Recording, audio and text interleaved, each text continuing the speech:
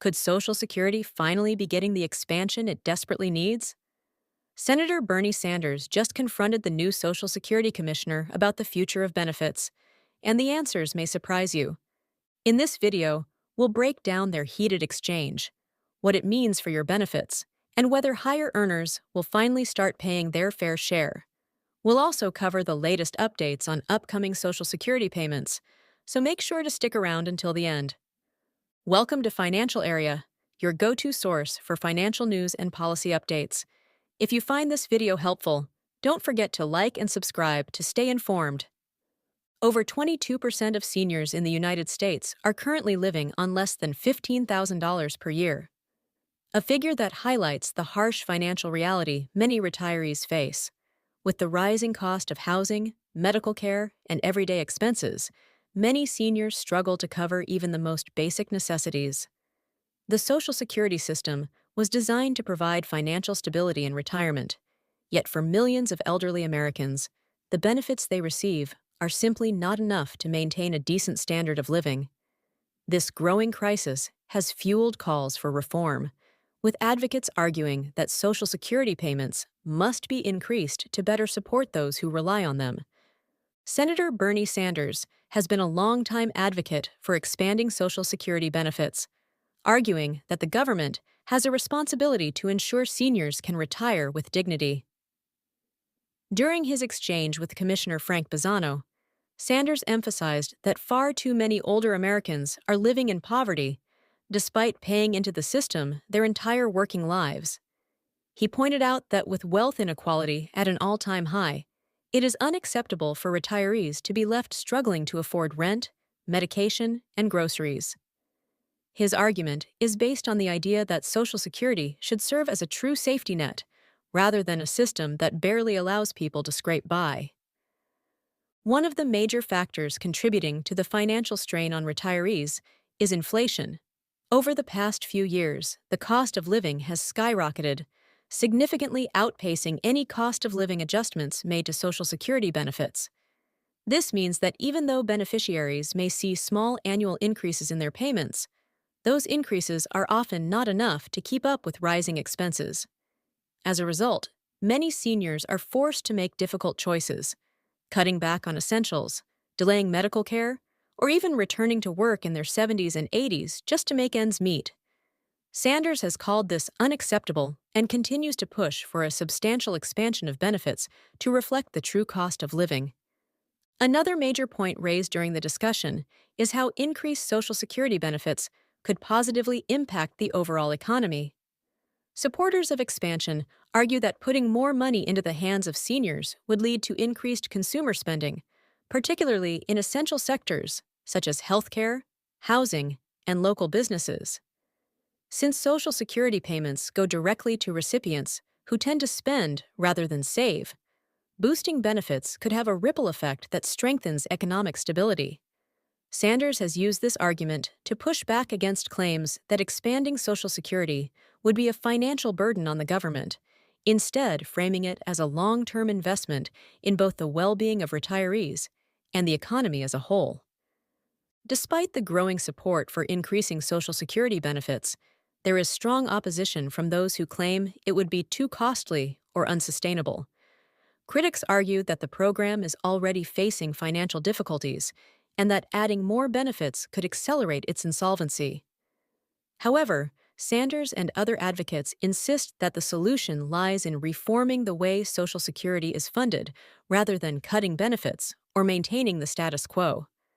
As the debate continues, millions of retirees are left waiting to see if meaningful changes will be made to improve their financial security.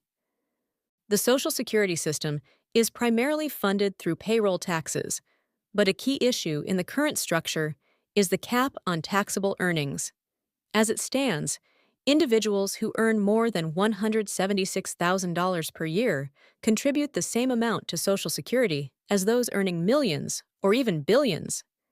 This means that a CEO making $100 million annually pays the same into the system as someone with a six-figure salary. Senator Bernie Sanders has repeatedly questioned the fairness of this setup, arguing that those with the highest incomes should contribute more to strengthen Social Security's long-term financial health. During his discussion with Commissioner Frank Bizano, Sanders pushed the idea that removing or significantly raising the payroll tax cap could generate substantial revenue for Social Security, potentially allowing for both an expansion of benefits and greater financial stability for the program. This proposal has gained traction among progressives who argue that requiring the wealthy to pay a higher share would address Social Security's solvency issues without cutting benefits for middle and lower income workers. Sanders specifically pointed out that if high earners were taxed on all their income, just as lower income workers are, it could bring in billions of additional dollars to the system each year. The debate over adjusting the payroll tax cap is not new, but it remains highly controversial. Opponents argue that increasing taxes on high earners could have unintended economic consequences, such as discouraging investment or business expansion. Some critics claim that raising the cap would amount to a tax hike on job creators, potentially slowing economic growth. Others suggest that alternative solutions, such as gradually increasing the retirement age or adjusting benefit formulas, would be more effective in ensuring the program's long-term viability. However, Sanders and other proponents of higher taxes on the wealthy counter these arguments by stating that Social Security is a lifeline for millions and that protecting it should take priority over the financial interests of the wealthiest Americans. One of the central concerns in this debate is whether Social Security can remain solvent without changes to its funding structure. The Social Security Trust Fund is projected to face shortfalls in the coming decades, raising concerns that without reform, future retirees could see reduced benefits. Supporters of raising the contribution cap argue that ensuring the wealthiest Americans pay more into the system would provide the necessary funding to prevent benefit cuts. Sanders has used this argument to push back against those who claim that benefit reductions are the only viable solution, instead insisting that the program's financial stability should be strengthened through increased revenue from those who can afford it. Beyond the financial arguments, Sanders has framed this issue as a matter of fairness.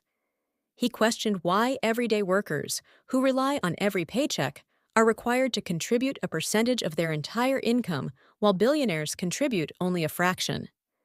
By making the wealthiest individuals pay the same percentage as lower earners, he argues that Social Security could remain strong for generations without forcing cuts on those who depend on it the most.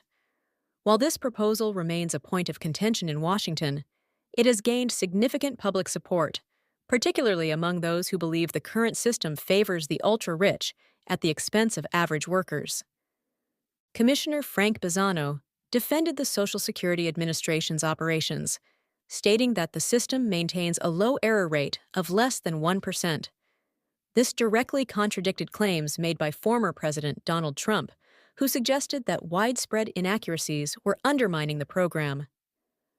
Bizano's statement was meant to reassure the public that Social Security remains reliable, but concerns persist regarding administrative efficiency and accessibility. Many beneficiaries have reported long wait times, difficulty reaching SSA representatives, and delays in receiving benefits. One of the major challenges facing the agency is the potential for staff reductions, which could further strain services. Sanders raised concerns that layoffs within the SSA could make it even harder for people to access the benefits they rely on. Reduced staffing could lead to slower processing times for claims, appeals, and general inquiries, worsening an already frustrating experience for many seniors and disabled individuals who depend on Social Security payments. Another point of contention in Sanders's discussion with Bizano was the commissioner's high salary. Sanders questioned whether Bizano's substantial earnings could influence his perspective on the struggles faced by low-income seniors. While Bizano comes from a business background, some have questioned whether that experience translates well to leading an agency designed to serve vulnerable populations. His approach and communication style have drawn mixed reactions, with some seeing him as a practical administrator, while others believe he lacks the empathy needed for the role. Amid these debates, one critical issue remains unchanged: Millions of Americans depend on Social Security, and any disruptions to the system could have severe consequences. The SSA is set to distribute payments of up to $1,000 on April 1st, providing much-needed financial support for recipients. For many, these payments are essential for covering rent, food, and medical expenses, highlighting the importance of keeping the system running efficiently and fairly.